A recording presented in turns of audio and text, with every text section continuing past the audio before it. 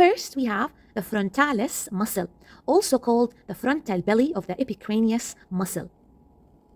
Around the eye, we have the orbicularis oculi muscle. Around the mouth, we have the orbicularis oris muscle. This muscle right here is the levator labii superioris muscle. It pulls the lip upward. Right here, we have the depressor labii inferioris muscle. Next to it, we have the zygomaticus minor muscle. Next to it, we have the zygomaticus major muscle. At the angle of the mouth, we have the depressor anguli oris muscle. This muscle right here is the mentalis muscle.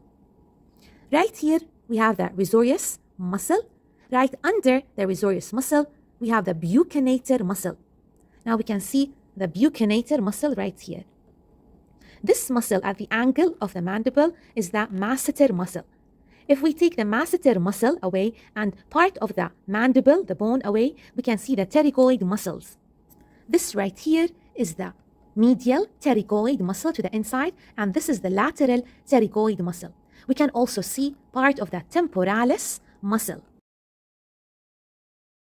This is the hyoid bone. This is the posterior part of the mandible, and right here we have the sternum, and this is the clavicle. Starting with the first muscle that looks like a D, this is the digastric muscle, which has two bellies, the anterior belly of the digastric muscle. This is the posterior belly of the digastric muscle. So right here, we can see the anterior belly of the digastric muscle, and that is the posterior belly of the digastric muscle. Right under the digastric muscle, we have the mylohyoid muscle right here. From the styloid process of the temporal bone to the hyoid bone, we have the stylohyoid muscle. So right here, we can see the stylohyoid muscle that runs toward the back to the styloid process and anteriorly toward the hyoid bone. Between the hyoid muscle and the sternum, we have the sternohyoid muscle. Sterno from sternum, hyoid from the hyoid bone. If we take the sternohyoid muscle away, we can see two muscles underneath it. This is the thyrohyoid muscle. This muscle runs between the thyroid cartilage in blue and the hyoid bone. And this muscle runs between the sternum and the thyroid cartilage. That is the sternothyroid muscle. We can see a small part of the sternohyoid muscle right here and here. This part is the omohyoid muscle. Moving to the muscle that runs between the mastoid process posteriorly and the sternum and the clavicle, this muscle is the sternocleidomastoid muscle. Right here, we can see the posterior belly of the omohyoid muscle. Covering all these muscles, we have the platysma muscle. We took the platysma muscle away so we can see these muscles right here. Let's take the sternocleidomastoid muscle away so we can see the scalene muscles. This right here is the anterior scalene muscle. This is the middle scalene muscle, and that is the posterior scalene muscle right here. First muscle, right here we have the pectoralis major muscle. Right under the pectoralis major muscle, we have the pectoralis minor muscle. This is the clavicle bone. Right under the clavicle bone, we have the subclavius muscle. Moving to the intercostal muscles. Inter means between, costal are the ribs. So the muscles between the ribs are the intercostal muscles. First, we have the internal intercostal muscles. The internal intercostal muscles, the muscle fibers, they run away from the sternum. This is the sternum, and we can see the muscle fibers heading that direction, away from the sternum. Whereas the external intercostal muscles, right here, the muscle fibers, they run toward the sternum. Moving to the abdominal wall muscles. First, we have the rectus abdominis muscle. This is the linea alba. This line is the linea alba. Moving to the external oblique muscles. Right here, we can see the external oblique muscles.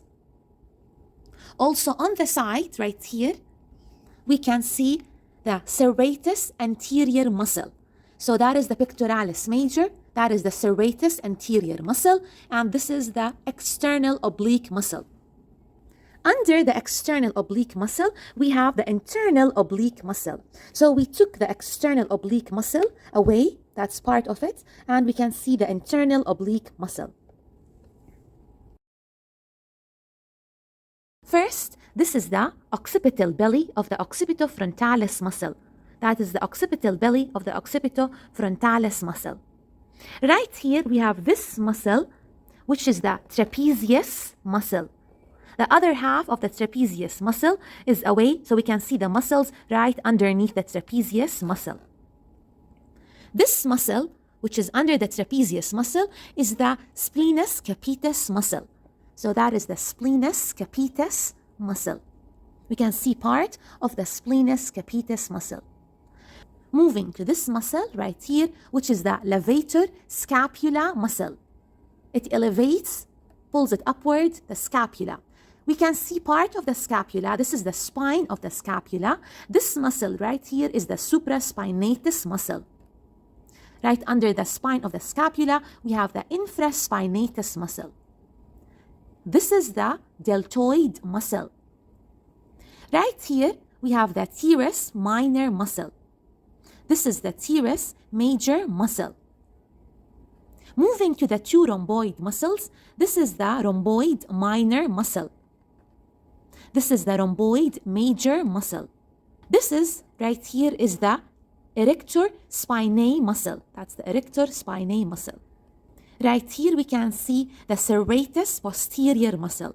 So the serratus anterior muscle is anteriorly. The serratus posterior muscle is right on the back. This muscle right here is the latissimus dorsi muscle. So that is the latissimus dorsi muscle, and this is the trapezius muscle. First, we have the deltoid muscle. So this is the deltoid muscle, that is the deltoid muscle right here. Second, we have the biceps brachii muscle. That is the biceps brachii, and this is the biceps brachii muscle. If we take the deltoid muscle away, we can see the two heads of the biceps brachii muscle, the long head and the short head of the biceps brachii muscle. Moving to the muscle posteriorly on the arm, remember this is the shoulder, that is the arm, that is the forearm, that's the hand. Right under the biceps brachii muscle, we can see the coracobrachialis muscle right here. Coraco related to the coracoid process of the scapula. So that is the coracobrachialis. And this is the brachialis muscle right here. This muscle that is right under the biceps brachii muscle. Moving to the muscles of the forearm. First, this is the lateral aspect. Now the upper extremity on that model is in its anatomical position. Right here, lateral, we have the radius. Medially, we have the ulna. And this is the anterior aspect. This is the posterior aspect. So the first muscle right here, we can see the pronator teres muscle. Remember, the pronator teres muscle allows us to pronate the forearm. That's why it is on the anterior aspect. The pronator quadratus muscle, we can see a very small part of the muscle right here. So this is the pronator quadratus muscle. This is the pronator teres muscle. We can see part of the biceps brachii muscle. This muscle right here is the brachioradialis muscle. Next to the pronator teres muscle, we can see the flexor carpi radialis muscle. Remember, the muscles on the anterior aspect are the flexor muscles to allow you to flex the fingers. The extensors muscle are on the posterior aspect. So this is the flexor carpi radialis muscle. Next to it, we can see part of the palmaris longus muscle. That's the palmaris longus muscle. That's part of it. Right under the palmaris longus muscle, we can see this muscle right here.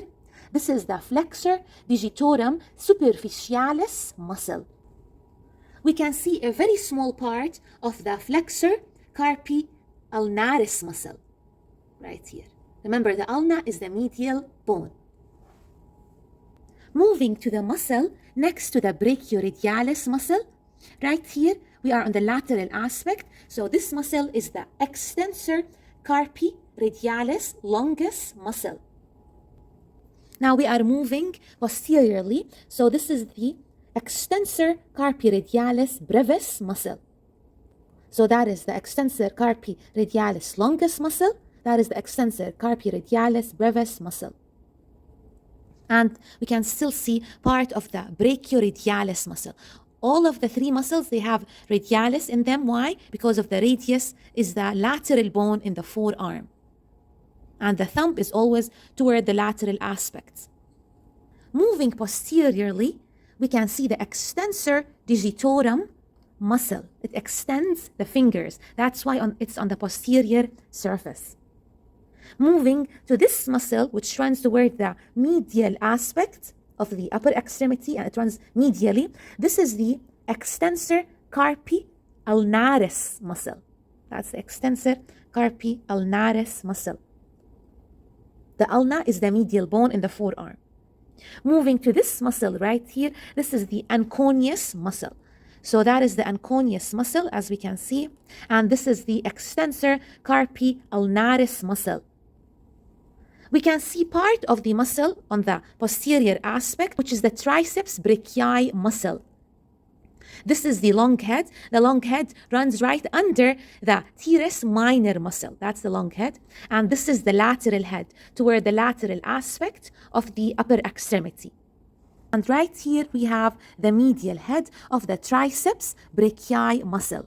So that is the medial head, which runs medially. And the last muscle we have is the supinator muscle. The supinator muscle allows you to supinate the forearm. So it has to be on the posterior aspect of the upper extremity. And right here we have part of the supinator muscle. So the pronator muscles, they are on the anterior aspect. Supinator muscle is on the posterior aspect. First, let's start with this muscle that runs diagonally from the lateral aspect toward the medial aspect of the thigh. This is the sartorius muscle. That is the sartorius muscle. Medially, we can see the vastus medialis muscle. This is the rectus femoris muscle. And this is the vastus lateralis muscle.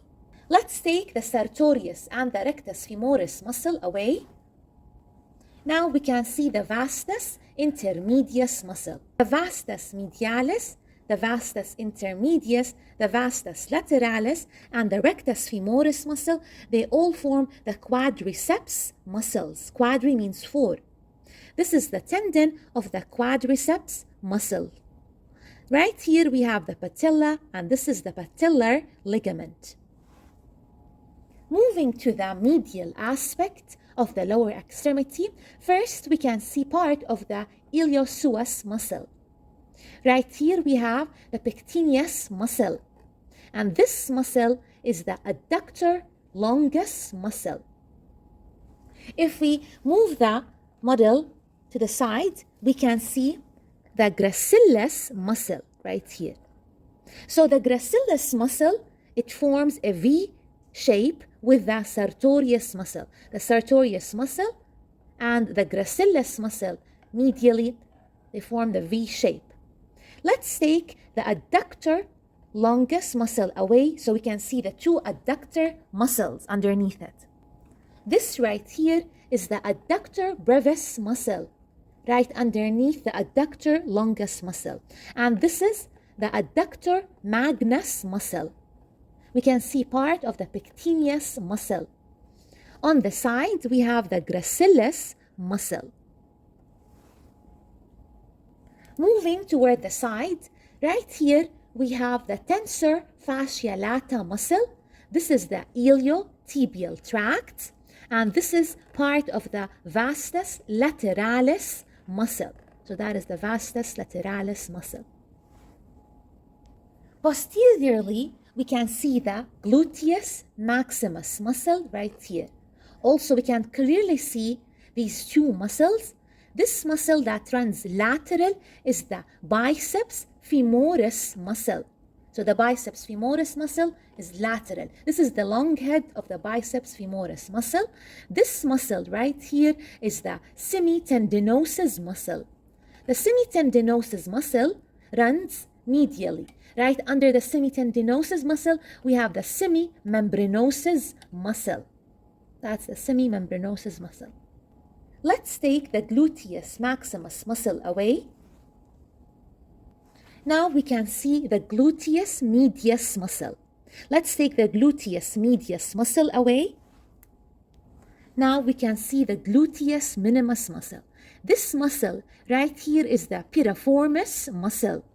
This is the obturator internus muscle. Right here we have the quadratus femoris muscle.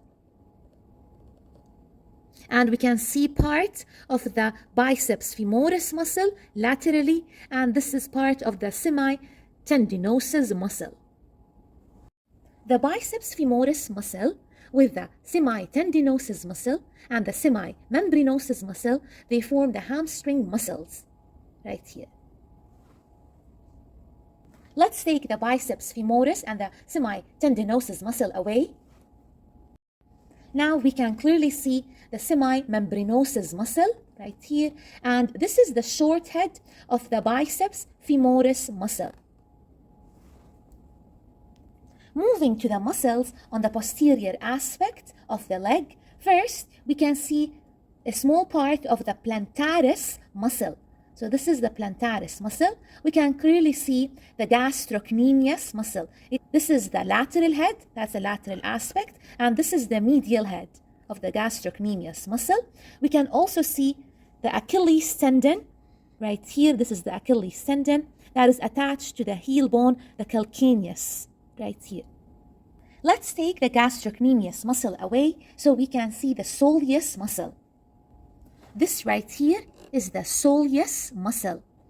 So that is the soleus, that is the plantaris muscle. Let's take the soleus muscle away. Now we can see the popliteus muscle. This is part of the popliteus muscle. Moving to this side right here, we have the flexor hallucis longus muscle. It flexes the big toe, hallucis, the hallux region. Right here we have the tibialis posterior muscle. So this is the tibialis posterior muscle. Moving to the lateral aspect of the leg, remember we have the fibula, which is the lateral bone in the leg. This is the lateral malleolus. This muscle right here is the fibularis longus muscle, also called the peroneus longus muscle. Right underneath it, we have the fibularis brevis muscle right here. Moving anteriorly, right here we have the extensor digitorum longus muscle. This muscle extends the toes. Remember, in the upper extremity, we had the extensor digitorum muscle. In the lower extremity, we have the extensor digitorum longus muscle. It is on the anterior aspect to allow us to extend the digits, the toes. Right here, we have the tibialis anterior muscle. On the posterior aspect, we were able to see the tibialis posterior muscle. This is the tibialis anterior muscle, which is close to the tibia right here. This bone is the tibia.